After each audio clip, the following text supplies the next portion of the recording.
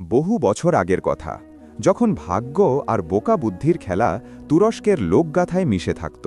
তুরস্কের এক শান্ত সবুজ গ্রামে বাস করত দুই সহোদর, বুদ্ধিমান আবদুল্লাহ এবং সরলমনা মুসা। তাদের বাবার রেখে যাওয়া পশুর পাল আর জমিতে ছিল ভাগ্য পরিবর্তনের এক অদ্ভুত শর্ত। মুসার সরলতা তাকে ঠেলে দিয়েছিল এক অন্ধ শীর্ণকায় বলদের ভাগ্যে। কিন্তু কে জানত, প্রকৃতির খেয়ালে সেই অন্ধ বিশ্বাস একদিন এক প্রাচীন বৃক্ষের গোপন ধনভাণ্ডারের চাবি হয়ে উঠবে। সোনার মোহরের সেই ঝর্ণা আবদুল্লার চোখে লোভের পর্দা টানলেও মুসার অবিচল বোকামি তাকে নিয়ে যায় আরও বড় এক জাদুকরী রহস্যের দিকে। এই কাহিনী সেই দুই ভাইয়ের, যেখানে সরলতা, লোভ এবং তিনটি অদ্ভুত জাদুকরী উপহার, একটি টেবিল, একটি চাক্কি এবং দুটি ছড়ি বদলে দিয়েছিল তাদের জীবন। পুরাতন সময়ের কথা, তুরস্কের কোনো এক গ্রামে দুই ভাই থাকত। বড় ভাইয়ের নাম ছিল আবদুল্লাহ আর ছোট ভাইয়ের নাম মুসা। মুসা বেচারা একটু কম বুদ্ধিমান ছিল। বাবা মারা গেলে দুই ভাই উত্তরাধিকার সূত্রে একটি পশুর পাল পেল।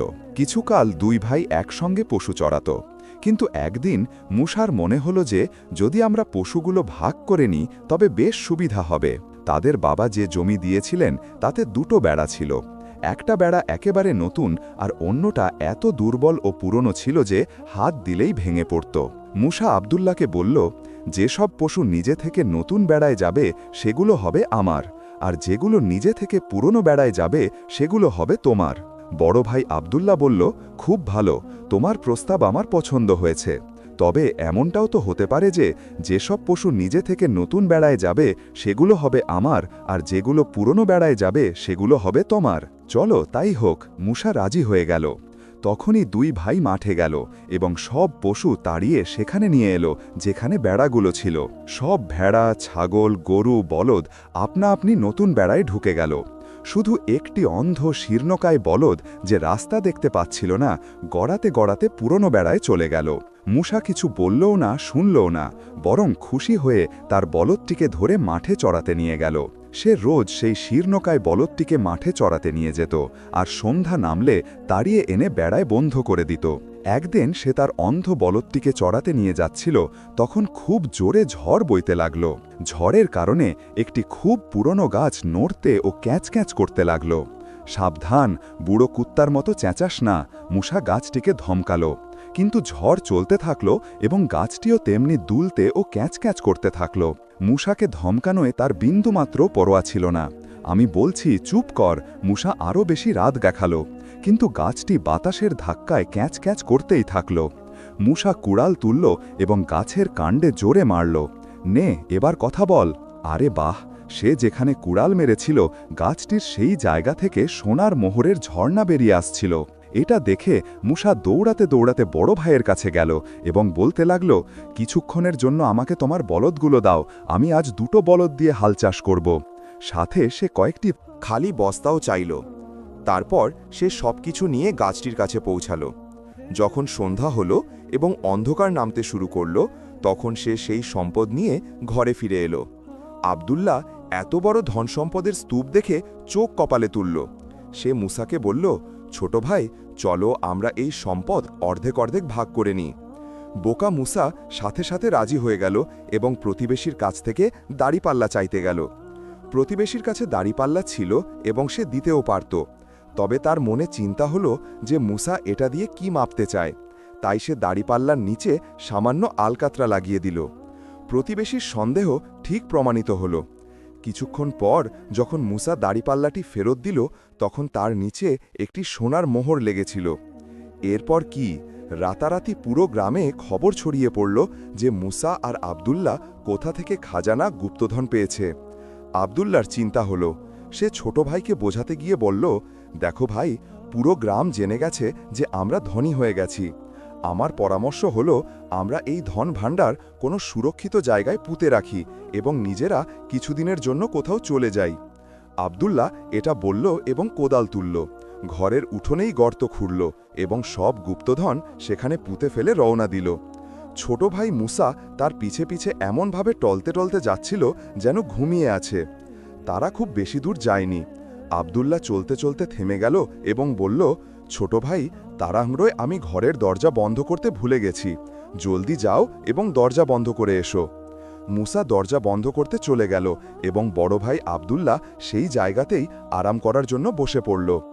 কিছুক্ষণ পর মুসাকে আসতে দেখা গেল। সে হেলে দুলে খুব কষ্টে চলছিল। কাঁধে দরজার পাল্লা চৌকাঠ সমেত রাখা ছিল। সে আব্দুল্লাহকে বলল, বড় ভাই, আমি দরজাটাই তুলে নিয়ে এসেছি, না দরজা থাকবে না কেউ খুলবে। আব্দুল্লাহর এই বোকার কাণ্ড দেখে খুব রাগ হলো। সে ভাবল যে এই বোকার সঙ্গে থাকা মানে বড় লোকসান, যে কোনোভাবে এর থেকে পিছু ছাড়াতে হবে। সে তার ভাইয়ের থেকে পিছু ছাড়ানোর ফন্দি আটছিল, তখনই একদিক থেকে কিছু অশ্বারোহী তাদের দিকে আসতে দেখা গেল। সে ভাবল, ধনের খবর শুনে হয়তো এরা আমাদের লুটতে আসেনি তো। সে মুসাকে ইশারা করল এবং পাশেই দাঁড়িয়ে থাকা একটি গাছে দুজনেই চড়ে গেল। মুসা দরজাও উপরে টেনে নিল। তারা সবে গাছে চড়েছিল, ঠিক সেই সময় অশ্বারোহীরা সেই গাছের নিচে এসে থামল এবং ঘোড়া থেকে নেমে সেখানেই রাত কাটানোর জন্য আয়োজন করতে লাগল। রাতের অন্ধকার ঘনিয়ে আসছিল। দুই ভাই ভাবল যে যদি তারা চুপচাপ বসে থাকে তবে তাদের জীবন বেঁচে যাবে। কিন্তু মুসা এতই বোকা ছিল যে চুপচাপ থাকতে পারছিল না। সে দরজাকে সামলানোর অনেক চেষ্টা করল, কিন্তু আফসোস, দরজাটা ধাঁই করে আওয়াজ করে নিচে ঘুমিয়ে থাকা অশ্বারোহীদের ওপর পড়ে গেল। তারা ঘাবড়ে উঠে গেল। তারা অবাক হচ্ছিল যে এই দরজা হঠাৎ কোথা থেকে টপকে পড়ল। কিছুক্ষণ তারা এদিক ওদিক দেখল আর তারপর হঠাৎ সেখান থেকে ছুটে পালিয়ে গেল। আব্দুল্লাহ এবার পাকাপাকিভাবে মনস্থির করল যে যে কোনো মূল্যে সে তার ভাইয়ের সঙ্গ ছাড়বে, এর সাথে জীবন কাটানো মুশকিল।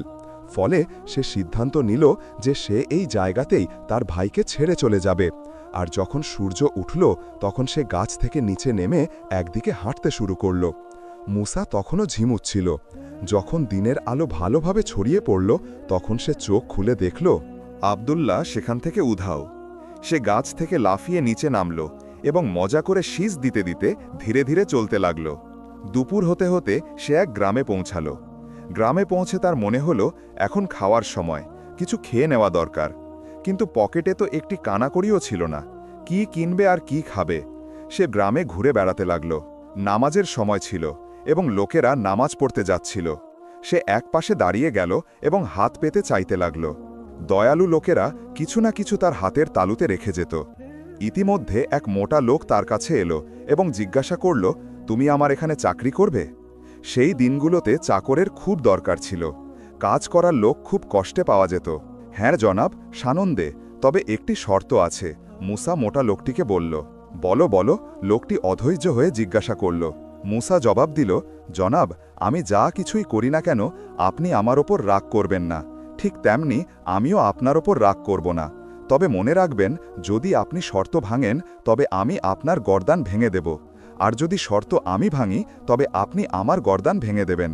শর্তটা ছিল খুবই অদ্ভুত, কিন্তু মোটা লোকটি রাজি হয়ে গেল এবং তাকে নিজের বাড়িতে নিয়ে গেল। ঘরে গিয়ে মুসা ভাবল যে সে মোটা লোকটিকে বিরক্ত করবে, তাই সে লোকটির মুরগিগুলোর পিছনে দৌড়াতে লাগল। এবং যখন সব মুরগি পুরো গ্রামে ছড়িয়ে গেল তখন সে দৌড়ে দৌড়ে মোটা লোকটির কাছে এলো এবং জিজ্ঞাসা করল, জনাব, আপনি আমার ওপর রাগ করেননি তো? রাগ? মোটা লোকটি অবাক হয়ে বলল, মোটেই না। তবে সে ভবিষ্যতে এই বোকাকে কোনো দুষ্টুমি করার সুযোগ দিতে চাইল না। এরপর মুসা সারাদিন মোটা লোকটির বাড়িতে বেকার বসে থাকত। না কোনো কাজে হাত দিত, না লোকটি তাকে কোনো কাজের জন্য বলতো। এই ব্যাপারটা মোটা লোকটির স্ত্রী খাদিজার জন্য অসহ্য ছিল। কি করে সম্ভব যে স্ত্রী একটা মোটাসোটা চাকরকে ঘরে বসিয়ে খাওয়াবে? মুসা ছিল ভীষণ পেটুক এবং অলস। তাকে কোনো কাজ করতে বলা হলেই সে বাসন ভাঙতে আর জিনিসপত্র তুলে তুলে ছুঁড়ে মারতে শুরু করত। ছোট ছেলেকে খাওয়ানোর তার খুব শখ ছিল, তবে সে কোনো না কোনো বাহানায় তাকে উত্ত্যক্ত করত বা ফেলে দিত, যাতে সে চেঁচিয়ে কাঁদতে শুরু করে। মোটা লোকটি তাকে বের করে দিতে চাইলেও সে বেরোত না, এক অদ্ভুত আপদ হয়ে বসেছিল। একদিন খাদিজা মোটা লোকটিকে বোঝালো যে তারা নিজেরাই যেন অন্য কোথাও চলে যায়। তারা সেই রাতেই মালপত্র বাঁধল। মুসাকে ঘুমন্ত অবস্থায় রেখে ঘর থেকে বেরিয়ে পড়ল। কিন্তু মুসা ঘুমিয়েছিল না, চোখ বন্ধ করে শুয়েছিল। সে স্বামী স্ত্রীর প্রতিটি কথা শুনে নিয়েছিল। সে চুপচাপ উঠল এবং যখন স্বামী স্ত্রী মালপত্র বাঁধছিল তখন সেও একটি গাঁঠুরির মধ্যে নিজেকে বেঁধে ফেলল। চলতে চলতে সেই দুই স্বামী স্ত্রী অন্য এক গ্রামে পৌঁছাল। তারা এই ভেবে খুব খুশি ছিল যে গ্রাম ছেড়ে আসতে হয়েছে, কিন্তু সেই পাগলটার হাত থেকে মুক্তি মিলেছে। তবে সেই বিপদ কোথায় টলে ছিল? তো গাঁটরিতে বিদ্যমান ছিল। যখন তারা এটা জানতে পারল, তখন দুজন মাথায় হাত দিয়ে বসে পড়ল। অবশেষে ভাবতে ভাবতে তাদের মাথায় একটা কৌশল এলো। তারা সিদ্ধান্ত নিল যে পরের রাতে তারা দরিয়ার নদীর কিনারায় আস্তানা গাড়বে। তারা মুসার বিছানা এমন জায়গায় পাতল যে সে ঘুমন্ত অবস্থায় পাশ ফিরলেই একবারে দরিয়ায় গিয়ে পড়বে। মোটা লোকটির স্ত্রী খাদিজা মুসাকে বিছানার কাছে নিয়ে গেল এবং পানির পাশে শোয়ার উপকারিতা বলতে লাগল। এই তর্কাতর্কির মধ্যে তার পা পিছলে গেল এবং সে মাথা নিচে করে পানিতে পড়ে গেল। আপনি আমার ওপর রাগ করেননি তো? মুসা মোটা লোকটিকে জিজ্ঞাসা করল। রাগের বাচ্চা! মোটা লোকটি রাগে দিশেহারা হয়ে যাচ্ছিল। তুমি রাগ করার কথা জিজ্ঞাসা করছো? তোমার জন্য আমি আমার গ্রাম ছাড়লাম, আর তোমার জন্য আমার স্ত্রী চলে গেল, আর তুমি জিজ্ঞাসা করছো যে আমি রাগ করিনি তো? আমি জিজ্ঞাসা করছি, তোমার মতো বোকার ওপর কার রাগ হবে না? নিজের প্রতিশ্রুতি মনে করুন জনাব, মুসা এতটুকু বলল এবং মোটা লোকটিকেও পানিতে ঠেলে দিল। এরপর সে হাত ঝেড়ে পকেটে ঢুকালো এবং মজা করে শীষ দিতে দিতে একপাশে চলতে শুরু করল। রাস্তায় ঘুরতে ঘুরতে সে একটি টাকা পেল। সে সাথে সাথে তুলে নিল। যখন সে ভবঘুরের মতো ঘুরতে ঘুরতে একটি গ্রামে পৌঁছালো, তখন তার খুব খিদে পেয়েছিল। সে ভাজা ছোলা কিনে নিল এবং মজা করে ছোলা চিবোতে চিবোতে এদিক ওদিক ঘোরাঘুরি করতে লাগল। চলতে চলতে রাস্তায় একটি ছোট সুন্দর নদী এলো, যার ওপর একটি কাঠের পুল তৈরি করা ছিল। মুসা ভাবল যে এখানে কিছুক্ষণ বিশ্রাম নেওয়া উচিত। যখন সে নদীর ওপর তৈরি পুল থেকে পানির দিকে ঝুঁকছিল, তখন ছোলার ঠোঙাটা পানিতে পড়ে গেল। পানির তীব্র স্রোত ছোলাগুলো ভাসিয়ে নিয়ে গেল। মুসার আনন্দ দুঃখে পরিণত হল এবং সে জোরে জোরে চিৎকার করতে লাগল। আরে আরে, ও পানির বাচ্চা, আমার ছোলা নিয়ে যাচ্ছিস? ফেরত নিয়ে আয়, না হলে কিল মেরে গুঁড়ো করে দেব। রাগে সে পাগল হয়ে গিয়েছিল। সে বেশ কিছুক্ষণ সেই জায়গাতেই দাঁড়িয়ে পানিকে গালাগালি দিতে এবং কিল দেখাতে থাকল। হঠাৎ পানি থেকে একটি দৈত্যের মাথা ভেসে উঠল এবং সে রাগে গর্জন করে বলল, এই নদী আমার, তুমি আমাকে কেন বিরক্ত করছো? তোমার কি চাই? আমাকে আমার ছোলা ফেরত দাও, মুসা বলল। তোমার নদী আমার ছোলা নিয়ে গেছে, এখন আমি কি খাবো? দৈত্য বলল, এখন আমি তোমাকে ছোলার চেয়েও অনেক ভালো জিনিস দিতে চলেছি, তবে আল্লাহর দোহাই চিৎকার করো না। সে এই কথা বলল এবং পানিতে ডুব দিল। অল্প কিছুক্ষণ পেরোতেই দৈত্য এক হাতে একটি ছোট টেবিল তুলে পানির ওপর ভেসে উঠল এবং মুসাকে বলল, দেখো মিয়া মুসা। দেখার জন্য মুসা সামনে ঝুঁকল তো দৈত্য তাকে জানালো, এটা একটা ছোট্ট টেবিল। যখনই তোমার খিদে পাবে তখন এটাকে সামনে রেখে বলবে, টেবিল সাহেব, আমার খিদে পেয়েছে। তখনই নানা ধরনের খাবার টেবিলে এসে যাবে। খাওয়ার পর বলবে, টেবিল সাহেব, আমার পেট ভরে গেছে। দৈত্য টেবিলটি মুসার হাতে দিল এবং নিজে ডুব দিয়ে পানিতে অদৃশ্য হয়ে গেল। মুসা ভাবল যে কেননা একটু খাওয়া যাক। সাথে সাথে সে টেবিলটি সামনে রাখল এবং বলতে লাগল, টেবিল সাহেব, আমার খিদে পেয়েছে।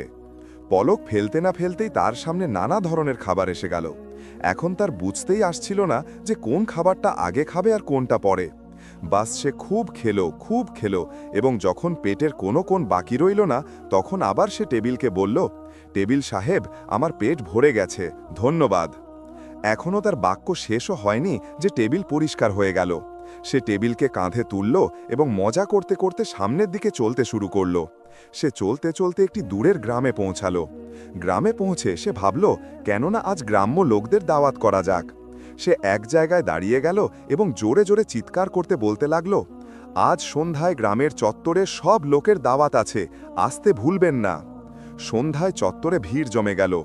লোকরা অবাক হয়ে একে অপরের মুখ দেখছিল। সেই লোকজনের সেই অচেনা আহম্মকের ওপর হাসিও আসছিল যে কোনো কারণ ছাড়াই সব লোককে খাওয়ার দাওয়াত দিয়ে যাচ্ছিল।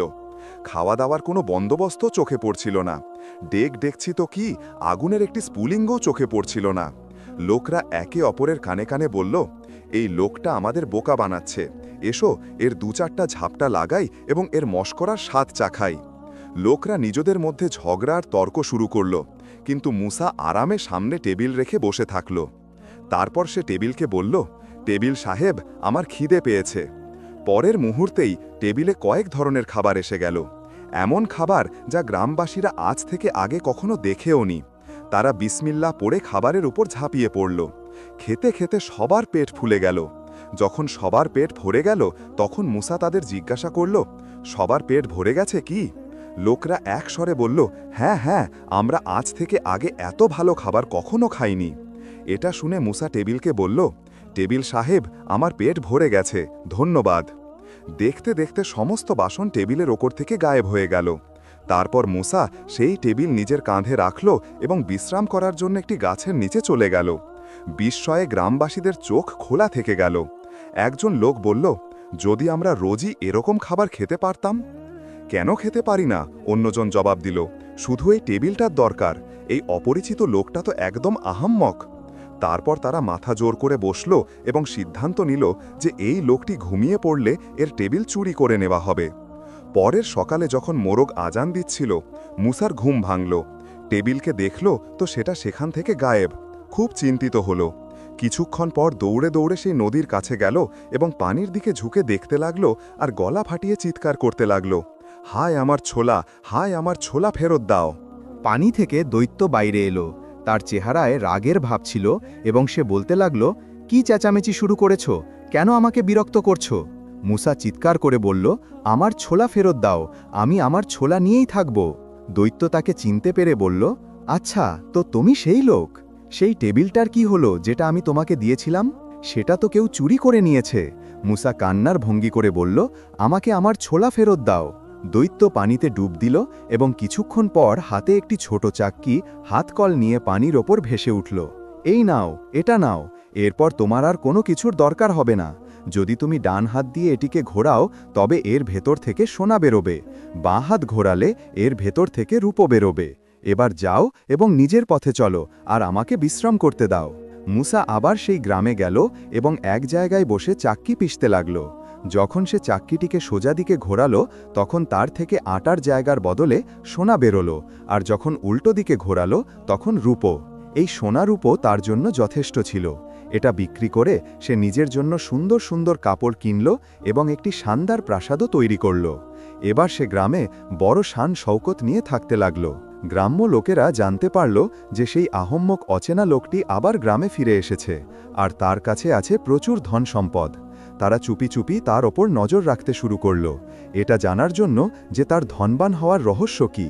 শীঘ্রই তারা জাদুকরি চাক্কির খোঁজ পেয়ে গেল এবং এটাও জানতে পারল যে চাক্কি সোজা চালালে তা সোনা উগরায় আর উল্টো চালালে রূপো। ফলে এক রাতে জাদুকরি চাক্কিও গায়েব হয়ে গেল। মূসা সকালে ঘুম থেকে উঠল তো চাক্কি গায়েব।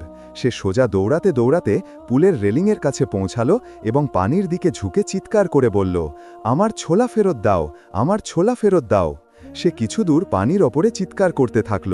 অবশেষে দৈত্যের মাথা পানি থেকে ভেসে উঠল। এখন কি চাই? সে গর্জন করে জিজ্ঞাসা করল, তুমি আমাকে শান্তিতে থাকতে দেবে না? আমি আমার ছোলা নিয়েই থাকব। সেই চাক্কিটার কি হলো যেটা আমি তোমাকে দিয়েছিলাম? সেটাও চুরি হয়ে গেছে। মূসা হাউমাউ করে কাঁদতে লাগল। আচ্ছা, থামো, এই বলে দৈত্য পানিতে ডুব দিল এবং এক মুহূর্তের পর আবার পানির ওপর এলো। তার হাতে ছিল দুটি ছড়ি। এই নাও, এই ছড়িগুলো নাও। সে ছড়িগুলো মূসাকে দিল এবং আবার পানিতে অদৃশ্য হয়ে গেল। মূসা ছড়িগুলো হাতে নিয়ে এদিক ওদিক ঘোরালো এবং তারপর ভাবল, এগুলো আমার কি কাজে আসতে পারে। সে এক হাতে একটি আর অন্য হাতে আরেকটি ছড়ি ধরল এবং মনোযোগ দিয়ে দেখতে লাগল। হ্যাঁ, ঠিক আছে, সে নিজের মনে বলল, এখন আমি সেই বদমাশদের কাছে যাব যারা আমার জাদুকরি টেবিল চুরি করেছে এবং আমার জাদুকরি চাক্কিও চুরি করেছে। আমি এই ছড়িগুলো দিয়ে তাদের এমন শিক্ষা দেব যে সারা জীবন মনে রাখবে। মূসার আসার খবর গ্রামে ছড়িয়ে পড়ল তো সব লোক তার চারপাশে ভিড় করল। সবার কৌতূহল ছিল যে এবার এই আহম্মক কি জাদু দেখায়। এবার তারা এমন জাদু দেখল যে সারা জীবনই মনে রাখল। মূসা ছড়িগুলোকে হাওয়ায় দোলাতে দোলাতে বলল, ও আমার প্রিয় ছড়ি, এদেরকে পিটাও। তার এই বলা মাত্রই ছড়িগুলো তার হাত থেকে বেরিয়ে তড়াতড় লোকের মাথার উপর পড়তে শুরু করল। লোকরা চিৎকার করছিল, দয়া করো। ছড়িগুলো শুধু বর্ষণেই কাঁদছিল। কারো নাকে পড়ল তো সে চিৎকার করল, হায় মরে গেলাম। কারো মাথায় পড়ল তো সে চেঁচালো, হায় আমার আল্লাহ। মূসা তাদের কাঁদতে দেখে হাসছিল। নদীর দৈত্য এবার কি দারুণ উপহার দিয়েছিল। সবাই আপনা আপনি মার খাচ্ছিল এবং দয়ার ভিক্ষা চাইছিল। বদমাশরা মূসা লোকজনের দিকে মুখ ভেঙচি কেটে বলল, আমি তোমাদের উপর দয়া করব, তবে আমার একটি শর্ত আছে। আমার জাদুকরি টেবিল এবং আমার জাদুকরি চাক্কি ফেরত দাও, না হলে পিটুনি খেতে থাকো। মার খেয়ে গ্রামবাসীদের অবস্থা খারাপ হয়ে গিয়েছিল। তারা হাত জোর করে বলল, তুমি যা বলবে আমরা তা করার জন্য তৈরি। আল্লাহর দোহাই এই ছড়িগুলোকে থামাও। মুসা হুকুম দিল, থেমে যাও, আর সেগুলো থেমে গেল। তারা আছাড় খেতে খেতে গেল এবং তার টেবিল আর চাক্কি এনে মুসার সামনে রেখে দিল। দৈত্যের 3টি উপহার নিয়ে মুসা এবার ভাবল যে এই ডাকাতদের বস্তিতে থাকা উচিত না, নিজের বাড়ি ফেরা উচিত। সে উপহারগুলো নিয়ে আব্দুল্লার কাছে চলে গেল। সেও ঘোরাঘুরি করে বাড়ি ফিরে এসেছিল। জাদুর টেবিল, জাদুর চাক্কি এবং জাদুর ছড়িগুলো থাকার কারণে মুসার আর কিসের দরকার ছিল? সে সেই সমস্ত সম্পদ যা তাকে গাছের কাণ্ড থেকে মিলেছিল তা ভাইকে দিয়ে দিল। এভাবে 2 ভাই ধনী হয়ে গেল। মুসার কাছে শুধু একটি জিনিসের কমতি ছিল, আর সেটা হলো একজন ভালো এবং বুঝদার স্ত্রী, যে তাকে সব কথা বোঝাবে এবং তাকে ভালো মন্দ কাজ থেকে বিরত রাখবে। অবশেষে আব্দুল্লাহ তার জন্য এমন একটি ভালো মেয়ে খুঁজে বের করলই। যখন সে মুসার জন্য মেয়ে খুঁজছিল তখন সেও নিজের জন্য একজন ভালো স্ত্রী পেয়ে গেল। 2 ভাইয়ের বিয়ে হয়ে গেল এবং 2 ভাই খুশি মনে নিজেদের ঘরে জীবন কাটাতে লাগল। প্রিয় বন্ধুরা, আশা করি আজকের এই ভিডিওটি আপনাদের পছন্দ হয়েছে। যদি ভিডিওটি ভালো লেগে থাকে তবে কমেন্টসে নিজেদের মতামত অবশ্যই জানাবেন। আমাদের চ্যানেলটি সাবস্ক্রাইব করে দেবেন। ভিডিওটি দেখার জন্য অনেক অনেক ধন্যবাদ।